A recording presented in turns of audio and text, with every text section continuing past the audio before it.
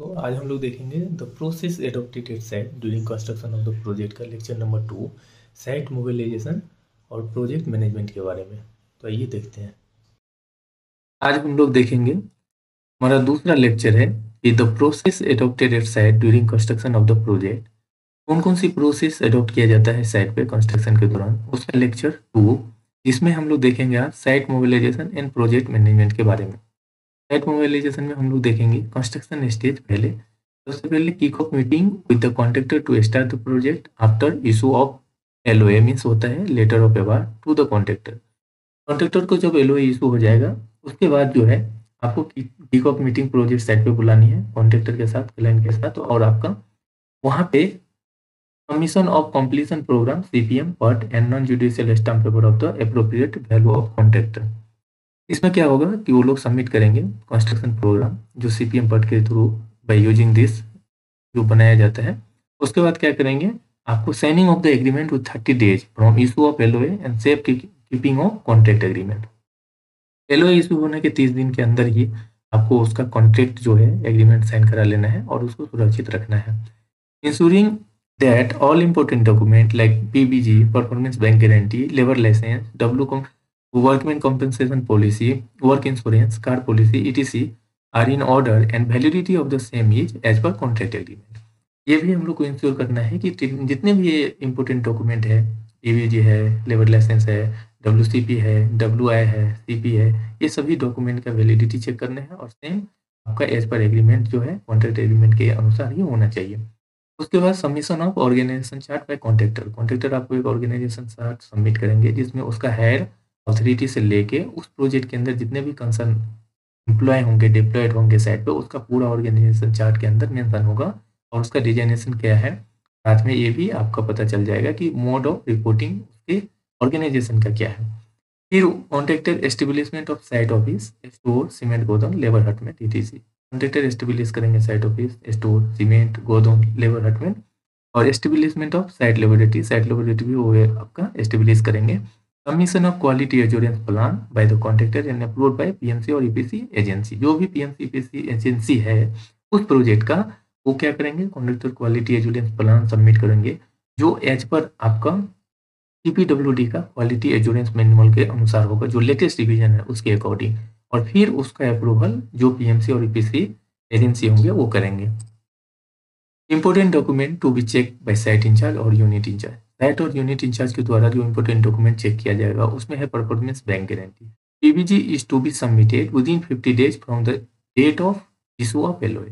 LOA issue होने के 15 days के अंदर जो है कॉन्ट्रैक्टर को PBG जमा करना है। In case of non-submission within a stipulated period or extended period, LOA automatically will extend withdrawn and EMD of the contractor shall be forfeited। अगर मान लीजिए कॉन्ट्रैक्टर आपको 15 दिन के अंदर जो है आपको जमा नहीं करते हैं तो उस केस में क्या करेंगे, PBG जो है LOA ऑटोमेटिकली क्या होगा, विड्रॉल हो जाएगा और EMD जो कॉन्ट्रैक्टर का जमा है वो फॉरफिटेड हो जाएगा।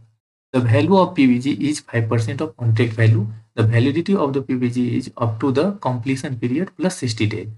PBG जो देगा आपको सबमिट करेंगे वो क्या होगा, कॉन्ट्रैक्ट वैल्यू का 5%। सपोज आपका प्रोजेक्ट 100 करोड़ का है तो उसके हिसाब से 5% जो है कॉन्ट्रैक्ट वैल्यू का आपको PBG मिलेगा और उसका वैलिडिटी कब तक होगा, प्रोजेक्ट कंप्लीशन के प्लस 60 डेज। अगर आपका प्रोजेक्ट कंप्लीट होता है जिस ईयर में, जिस मंथ में, उसके 60 डेज के बाद तक का वैलिडिटी होना चाहिए। The PBG will be released once the project is successfully hand over to the client। अगर सक्सेसफुल प्रोजेक्ट के हैंड ओवर हो जाता है तब आप PBG उसको रिलीज कर सकते हैं। Insurance of work should be submitted with in the month of commencement of work by the contractor. Insurance of work जो है वो आपका 1 मंथ के अंदर जो है जब वर्क कमेंस हुआ वो कॉन्ट्रैक्टर को सबमिट कर देना है। CAR policy means contractor all risk policy. The contractor has to take contractor all risk policy or election all risk policy as the case may be। The insurance would be in the joint name of PMC EPC agency, PSU और CPSE। जो भी है आपका PMC और EPC agency है उसमें mention करते हुए ज्वाइंट नेम के साथ कॉन्ट्रैक्टर ऑल रिस्क पॉलिसी बनेगा। In some cases client name is also included. Validity of the same should be included the defect liability period. कभी कभी कुछ केस में क्लाइंट का नाम भी उसमें इंक्लूड होगा और उसका जो वैलिडिटी होगा वो आपका डिफेक्ट लायबिलिटी पीरियड तक रहेगा। वर्कमैन कॉम्पनसेशन पॉलिसी, जिसको हम लोग WC पॉलिसी बोलते हैं, contractor is required to take insurance cover under workman compensation policy act 1923 from approved insurance company. Contractor को एक क्या करना चाहिए, जो भी वर्कमैन कॉम्पनसेशन एक्ट है 1923 के अकॉर्डिंग उसको अप्रूव कंपनी के थ्रू लेना चाहिए। थर्ड पार्टी इंश्योरेंस में contractor is required to take third party insurance और 5% of contract value from an approved insurance company for insurance against any damage, injury or loss which may occur to any person or property, including that of PMC, EPC, owner, client, arising out of execution of the work or temporary work। Contractor को एक third party insurance भी लेना है जो 5% of contract value रहेगा। वो ऐसे insurance company के लेंगे जो अप्रूव्ड है, और वो इंश्योरेंस किसके अगेंस्ट होगा, कोई डैमेज हो जाएगा, कोई इंजरी हो जाएगा, कोई लॉस हो जाएगा, उस केस में कोई भी पर्सन का कोई भी प्रॉपर्टी का, चाहे वो PMC का है या EPC एजेंसी का है या ऑनर का है या क्लाइंट का है, केस में उस एग्जीक्यूशन के दौरान जो भी होगा टेम्पोररी वर्क के दौरान जो है इस थर्ड पार्टी इंश्योरेंस लेंगे। Mandatory approval NOC required before start of work. अब देखिए स्टार्ट काम होने के पहले आपको क्या क्या मैंडेटरी NOC लेना है या अप्रूवल लेना है। तो पहले लेना है building plan section from local authority. जो बिल्डिंग प्लान है आपका उसको लोकल अथॉरिटी से आपको अप्रूवल लेना होगा, सैंक्शन कराना होगा। Building plan will have to be approved by local and clear for construction. जो लोकल बॉडी है उसके थ्रू आपको बिल्डिंग प्लान का अप्रूवल लेना है और कंस्ट्रक्शन के लिए उसका क्लियरेंस लेना है। दूसरा होता है एनवायरमेंटल क्लियरेंस, ये लेना होगा फ्रॉम द लोकल बॉडी, और आप MOEF और CC से भी ले सकते हैं। इसके लिए online application submitted for project. अगर प्रोजेक्ट 2000 स्क्वायर मीटर से बड़ा है तो ऑनलाइन एप्लीकेशन करेंगे। And even in case of large project having area more than 1,50,000 square meter, then environmental impact assessment to be done and submitted to MOEF and CC to migrate the impact environment management plan to be submitted, and on the basis of which the terms of reference will be issued by the authority which have to be compiled with during construction। environmental clearance के लिए अगर आपका project का area 20,000 square metre से above है, उस case में अगर आप क्या कर सकते हैं, ऑनलाइन एप्लीकेशन करके उसका जो है क्लियरेंस ले सकते हैं। लेकिन अगर आपका 1.5 लाख स्क्वायर मीटर से ज़्यादा हो गया तो आपको EI के थ्रू जो है डॉक्यूमेंट सबमिट करके MOEF और CC से लेना पड़ेगा इसका क्लियरेंस। देन आपका प्रीलिमिनरी फायर NOC लेना पड़ेगा। Consent to establish from state pollution control board, जो आप बैचिंग प्लान वहाँ पे इंस्टॉल करेंगे, एस्टेब्लिशमेंट करेंगे, उसका कंसेंट लेना पड़ेगा कहाँ से, कि आपको स्टेट पोल्यूशन कंट्रोल बोर्ड से।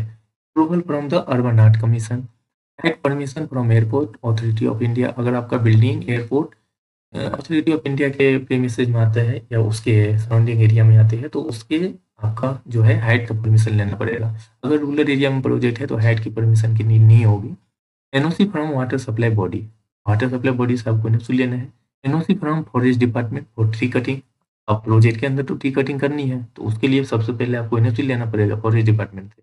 और NOC from airport authority of India, then NOC from the archaeological survey of India if applicable. अगर अप्लीकेबल है तो आपको आर्कियोलॉजिकल सर्वे ऑफ इंडिया का भी लेना पड़ेगा। NOC फ्रॉम मेट्रो डिपार्टमेंट, अब if the project falls with in the influence zone, अगर इन्फ्लुएंस जोन के अंदर है तब लेना पड़ेगा।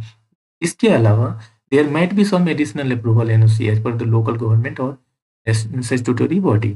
अगर इसके अलावा भी कोई अप्रूवल होता है, NOC रिक्वायर्ड होता है, तो वो लोकल गवर्नमेंट और उस स्टेट का जो बॉडी है उसके ऊपर डिपेंड करता है। अब हम लोग देखेंगे the project controlling is divided mainly into 6 stage. Project का कंट्रोलिंग 6 स्टेजों में हम लोग करते हैं। पहला है प्रोजेक्ट मैनेजमेंट, दूसरा है कॉस्ट का मैनेजमेंट, तीसरा है टाइम मैनेजमेंट, चौथा है कॉन्ट्रैक्ट मैनेजमेंट, पांचवा है क्वालिटी मैनेजमेंट और छठा है सेफ्टी मैनेजमेंट। अब है आपका प्रोजेक्ट मैनेजमेंट। प्रोजेक्ट मैनेजमेंट में क्या होगा, first project take off meeting is scheduled with contractor vendor and PMC official within 10 days from the date of issue of LOA to discuss the milestone, completion schedule, work mobilization और execution methodology. First क्या करेंगे, project kick off meeting लिया जाता है उसके साथ contractor के साथ, उसके साथ 10 डेज के बाद क्या है, इशू LOA होने के बाद माइलस्टोन का डिस्कशन, कंप्लीशन शेड्यूल का डिस्कशन, वर्क मोबिलाइजेशन का डिस्कशन और एजुकेशन मेथोडोलॉजी का डिस्कशन होगा। जो भी काम करेंगे उसका मेथोडोलॉजी देंगे। सपोज मान लीजिए कि आपका फॉर्म कंक्रीट कर रहे हैं तो मेथोडोलॉजी सबमिट करेंगे। माइलस्टोन का डिस्कशन करेंगे कि भाई माइलस्टोन क्या है, प्रोजेक्ट माइलस्टोन 1 2 3 ऐसे करके। और study of agreement with client, agreement with Agreement with consultant, agreement with contractor, CPWD works manual, CPWD quality manual, CPWD safety manual, etc. and making a list of important point to be noted for successful execution of the project. Through out study किया जाएगा agreement का client के साथ, agreement consultant के साथ, जैसे safety consultant कौन है, प्रूफ चेकिंग कंसल्टेंट क्या है, प्रूफ चेकिंग कंसल्टेंट में आपका IT NAT हो सकता है, जो आपका ड्राइंग बना कर देंगे कंसल्टेंट और उसका वो अप्रूवल करेंगे। एग्रीमेंट कॉन्ट्रेक्टर के साथ होगा, उसमें CPWD वर्क्स मैनुअल में आपका उसका इम्प्लीमेंटेशन होना चाहिए। CPWD क्वालिटी मैनुअल जो है लेटेस्ट प्रोविजन वो होगा, CPWD का सेफ्टी मैनुअल वो यूज किया जाएगा, और जो भी इंपॉर्टेंट पॉइंट है जो आपका प्रोजेक्ट से रिलेटेड है उसको आइडेंटिफाई करके प्रोजेक्ट में इम्प्लीमेंटेशन किया जाएगा during execution of the project. उसके बाद है POQ का स्टडी करेंगे, टेक्निकल स्पेसिफिकेशन का, latest CPWD specification, GFC drawing का, वर्क कंप्लीशन शेड्यूल का। उसके बाद है preparation of WBS means work breakdown structure of all major item activities and prepare timeline for these activities with critical path. Work breakdown structure, कोई भी major item है activities है वो प्रिपेयर किया जाएगा, और टाइमलाइन उस एक्टिविटीज के लिए क्रिटिकल पाथ मेथड के थ्रू जो है इम्प्लीमेंट किया जाएगा। Obtaining concrete design mix from the reputed institute like NIT, IIT और any other engineering college of reputed और any NABL approved let as per the IS 456 2000। जो भी कॉन्क्रीट का मिक्स डिजाइन करेंगे और रेप्यूटेड इंस्टीट्यूट से करेंगे, लाइक जैसे कि NIT है, IIT है, या कोई भी other engineering government engineering college, या फिर आप NABL अप्रूव्ड लेबोरेटरी से कर सकते हैं। Completion of barricading around plot, site office और client PMC, EPC agency, contractor, cement गोदाम and other storage, labour hutment, patching plant with storage facility of sand and aggregate. जो है बैरिकेडिंग कम्प्लीटली करेंगे कहाँ, साइट ऑफिस के पास, client के office के पास, agency contractor के ऑफिस के पास, सीमेंट गोदाम के पास, अदर स्टोरेज के पास, लेबर हटमेंट के पास, पैचिंग प्लांट के साथ, और जो भी आपका स्टोरेज फैसिलिटी है वो सैंड और एग्रीगेट का वहाँ पे। Mobilisation of other plant and machinery at site, ये भी हम लोग देखेंगे। उसके बाद है conducting the weekly structured review meeting with contractor, vendors and site and monthly at zonal in charge level. Bottleneck of the project should be remove as easily possible. Weekly structural review meeting लिया जाएगा project site पे contractor के साथ, vendor के साथ, और monthly zonal in charge के साथ जो भी बोटलनेक होगा प्रोजेक्ट से रिलेटेड उसको रिमूव किया जाएगा, और जैसे पॉसिबल हो उसके हिसाब से। Periodic meeting with the client is necessary to obtain necessary decision realisation of OSD। Periodic meeting भी लिया जाएगा, जैसे कि मंथली मीटिंग ले सकते हैं, जो भी नेसेसरी डिसीजन है, अगर वैसा कोई बोटलनेक है विद क्लाइंट तो वहाँ पर आप रिसॉल्व कर सकते हैं। Effective communication with the client is necessary to resolve the issue of site. Effective communication आपको रखना पड़ेगा क्लाइंट के साथ, ताकि जो भी इशू है साइट का वो रिसॉल्व किया जाए। Monitoring project tasks, critical path activities, resource management with the help of software available in the market and mobile apps. Project में मॉनिटरिंग जो प्रोजेक्ट टास्क है, जो क्रिटिकल पाथ एक्टिविटी है, रिसोर्स मैनेजमेंट आप सॉफ्टवेयर की help से कर सकते हैं, या मार्केट में जो भी मोबाइल ऐप अवेलेबल है उसकी मदद से कर सकते हैं। देन उसके बाद हम लोग देखेंगे आपको A risk management plan is to be prepared to identify risks associated with the project and its mitigation plan. Risk management plan भी प्रिपेयर करना है, जो आइडेंटिफाई किया जाएगा, रिस्क एसोसिएट होगा with the project and mitigation plan के साथ। उसके बाद हम लोग देखेंगे execution of work with in time, cost, accepted quality and with safety. जो भी एग्जीक्यूशन किया जाएगा वो टाइम के अकॉर्डिंग, जो प्रोजेक्ट का डेडलाइन है, कॉस्ट जो सैंक्शन है, और accepted quality and with safety के साथ करना है। Thank you friend. वीडियो कैसा लगा कमेंट करके बताइए, और चैनल पर नए हैं तो चैनल को सब्सक्राइब कर दीजिए। वहाँ पे आपको बेल आइकन का ऑप्शन मिलेगा, वहाँ पे प्रेस कर दीजिए। जैसे ही आप प्रेस करेंगे तो एक ऑल का ऑप्शन मिलेगा, ऑल पे क्लिक कर दीजिएगा। इससे बेनिफिट आपको ये होगा कि जैसे ही हम नया वीडियो अपलोड करेंगे तो सबसे पहले नोटिफिकेशन आपको इंजीनियर मिथिलेश कुमार यादव का मिलेगा। Thank you.